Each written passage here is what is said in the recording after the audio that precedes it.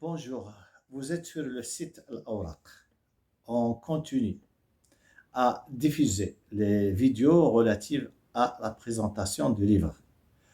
Aujourd'hui, on a rendez-vous avec un écrivain marocain. Il s'agit de Abdelkhalq Jeït et de son dernier roman, L'enfant d'Hérodi.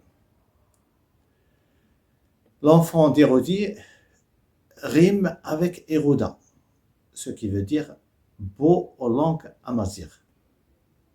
Après avoir écrit sa trilogie qui se compose de 3 titres, Le joueur de tambour, Boualoun, Embrasement et puis Histoire marocaine, Abdelkhalq Jeït essaye de nous introduire dans son univers, lequel univers est caractérisé par des thématiques qui sont très intéressantes. Il s'agit de la lecture. Si l'écriture on dit glamour, comme disait le romancier algérien Daoud,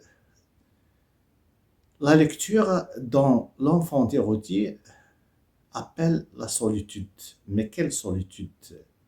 La solitude ne veut pas dire et si se retrouver seul dans une situation isolée. Mais la solitude appelle à son tour la distanciation.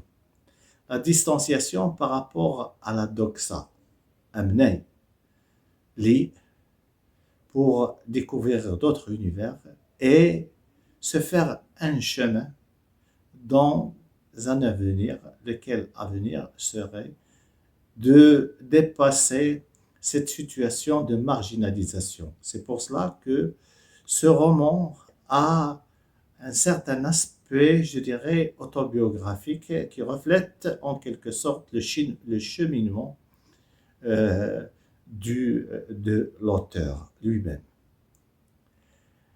La lecture évolue dans l'analphabétisation, c'est-à-dire que la lecture est encouragée par le personnage qui aide son fils à lire. Personnage qui est le père de Amnaï, un alphabète, mais qui voulait que son fils lit. C'est pour cela qu'il lui achète des livres. Dans L'enfant d'Hérodi aussi, on retrouve aussi la thématique qu'il a abordée dans ses précédents romans.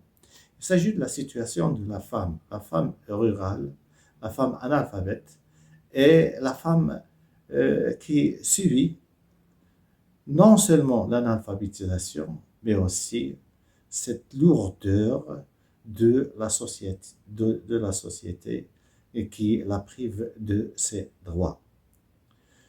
Dans L'enfant d'Hérodi, il y a ce questionnement ou ce retour en quelque sorte au patelin, ce retour dans lequel chacun de nous peut se retrouver.